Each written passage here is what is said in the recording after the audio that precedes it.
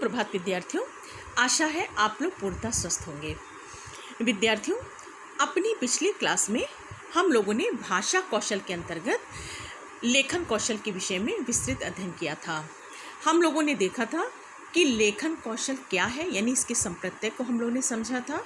लेखन कौशल के उद्देश्य क्या क्या हैं, ये क्यों महत्वपूर्ण है, और लेखन कौशल की शिक्षण विधियाँ कौन कौन सी हैं, जिसके अंतर्गत हमने बहुत सारी विधियों का अध्ययन किया था। विद्यार्थियों, आपको ज्ञात हो मॉन्टेसरी पद्धति है ना, इस तरह की तमाम पद्धतियाँ हम लोगों ने ली थी।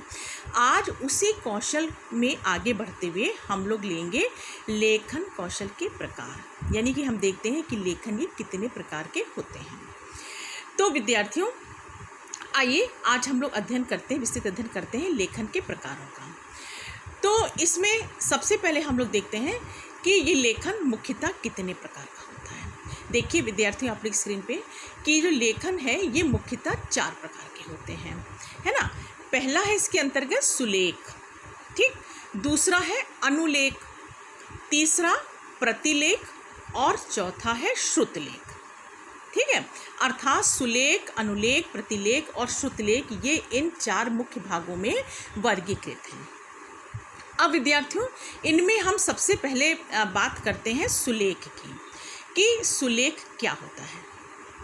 तो जैसा कि हम लोग अपने सामान्य जीवन में सुनते आए हैं, सुलेख, जैसा कि ये नाम स्पष्ट कर रहा है कि सु माने होता है अच्छा, अच्छा।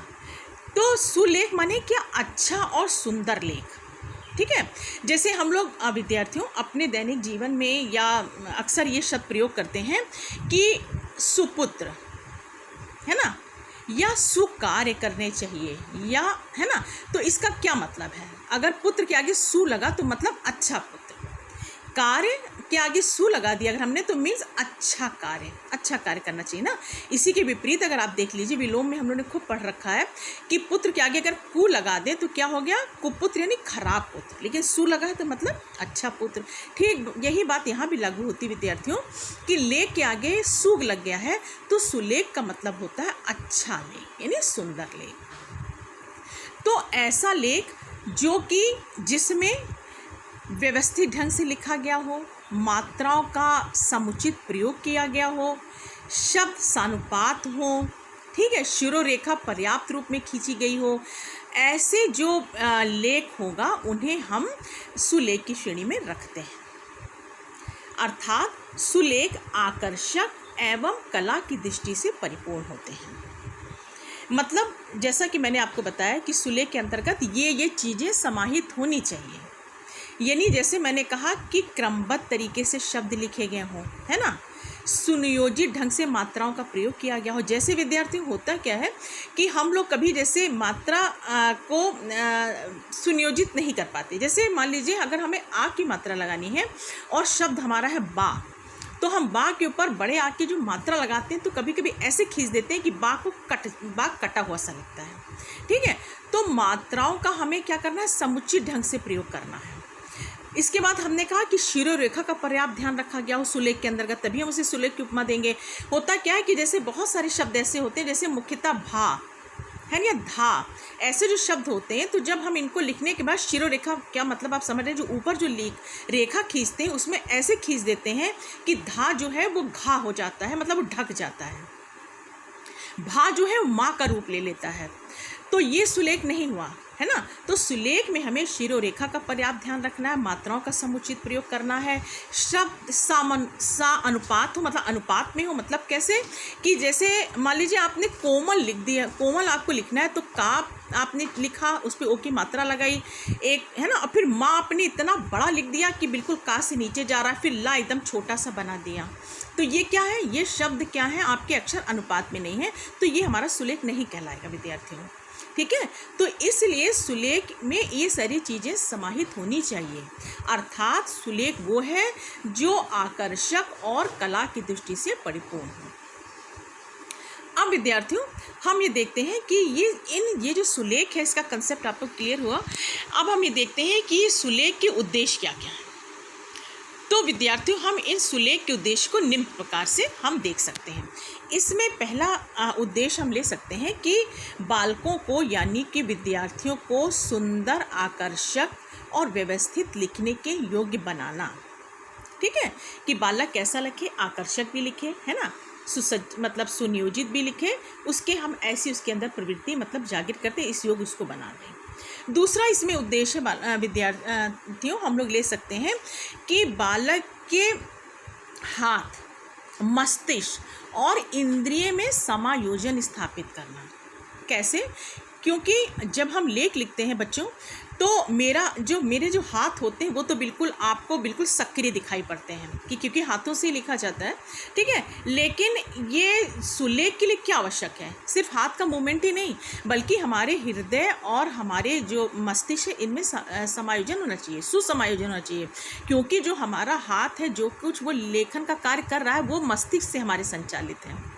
ठीक है, और मस्तिष्क में जो हमारे भाव आ रहे हैं वो हमारे हृदय से उठ रहे हैं। ठीक है, तो जब तक इन तीनों में सुसमायोजन नहीं होगा, ये तीनों में, तब तक सुलेख नहीं हो पाएगा।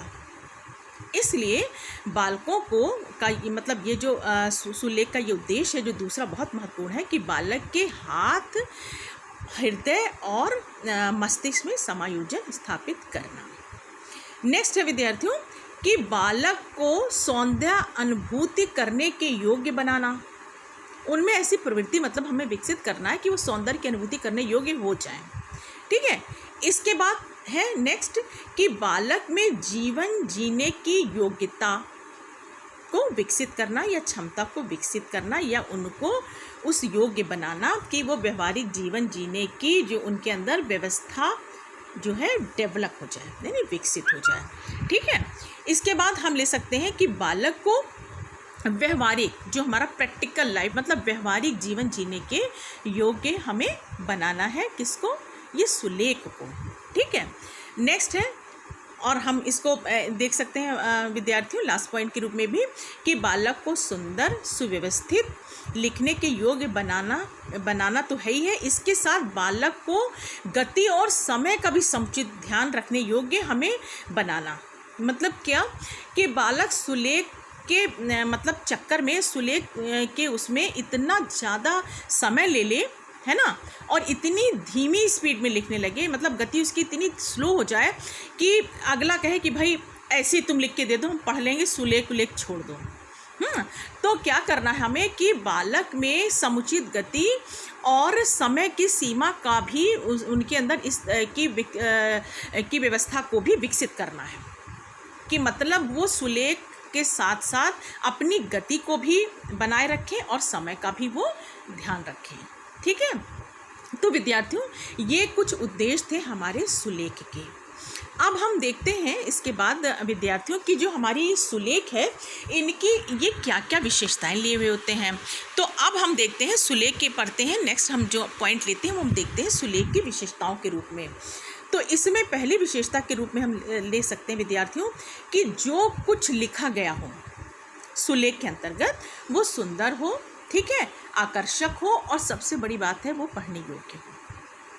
ठीक है, यानी पाठक को पढ़ने में उसमें कोई कठिनाई का अनुभव ना हो, वो सुगमता और सरलता से हमारे लेख को पढ़ ले तो वो सुलेख।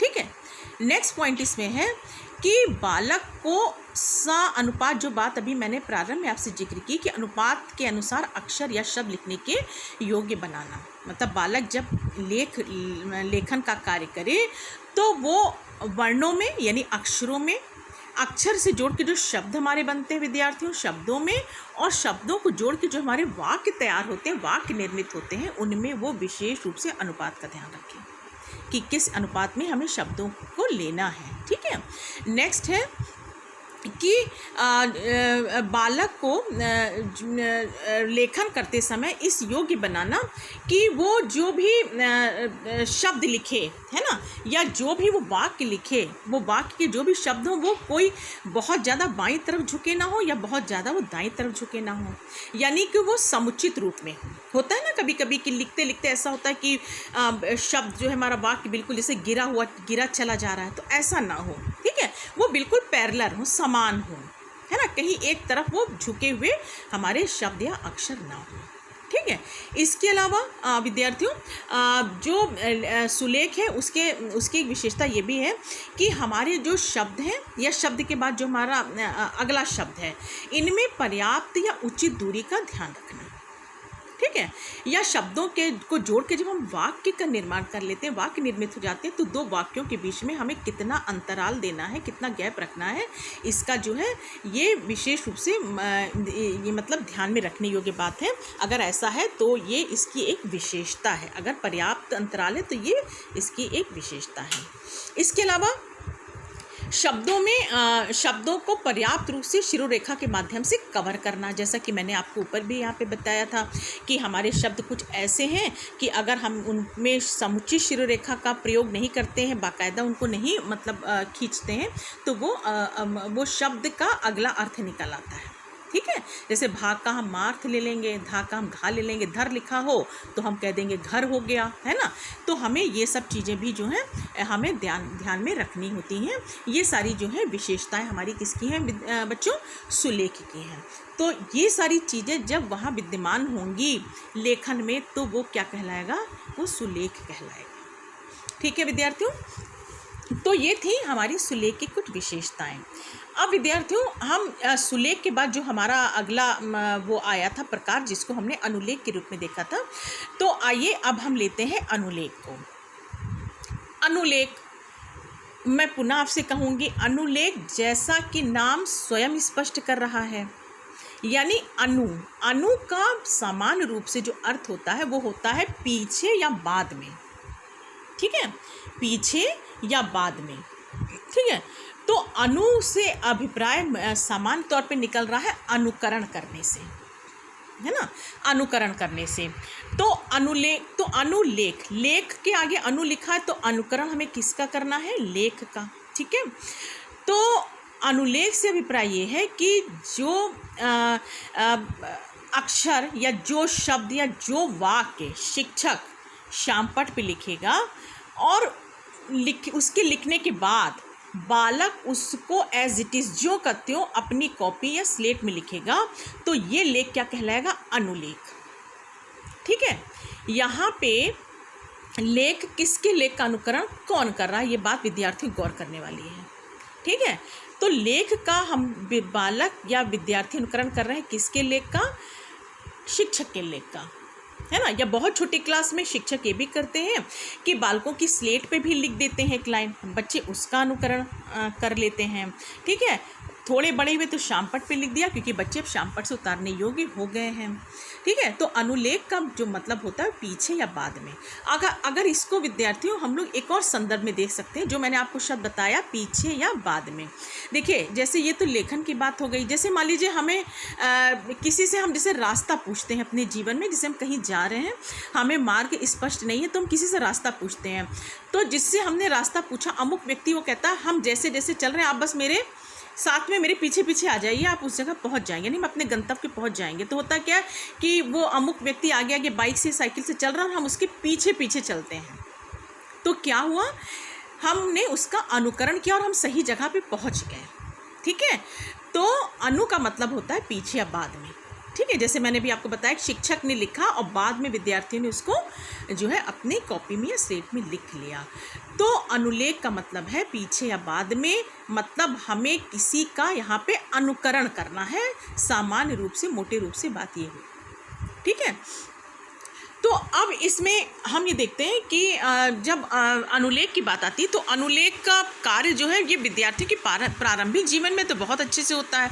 ठीक है। और उसके बाद जब बच्चे माध्यमिक स्तर पे आते हैं तो भी इनका खूब प्रयोग होता है। इससे क्या होता है कि अध्यापक को विद्यार्थियों की जो लेखन क्षमता है ना, जो लेखन क्षमता होती है, उसमें वृद्धि करने का मौका मिलता है। ठीक है। तो इस प्रकार ये जो अनुलेख है ये भी लेखन में बहुत महत्वपूर्ण है। ठीक है। तो विद्यार्थियों, इस प्रकार हमने देखा कि ये जो हमारे लेखन कौशल के प्रकार हैं, ये सुलेख और अनुलेख और प्रतिलेख और श्रुतलेख, इन 4 भागों में विभाजित हैं, जिसके अंतर्गत आज हम लोगों ने देखा कि सुलेख क्या है, सुलेख के उद्देश्य क्या है, सुलेख किन किन विशेषताओं को लिए हुए हैं, और अनुलेख क्या है, यानी अनुलेख का जो है सामान्य संप्रत्यय क्या है, और इसको किस तरह से विद्यार्थियों के जीवन में लागू किया जाता है। इसी प्रकार से अनुलेख में हम एक चीज़ और भी देख लेते हैं विद्यार्थियों, कि जैसे जब बालक थोड़ा सा उच्च कक्षाओं में आ जाते हैं, माध्यमिक लेवल में, तो हम बालक को बड़े बड़े पैसेज का या जो जैसे गद्यांश या पद्यांश जिनको हम कहते हैं, उनका अनुलेख करने का भी हम उनको क्या कहते हैं, उनको हम अभ्यास कराते हैं।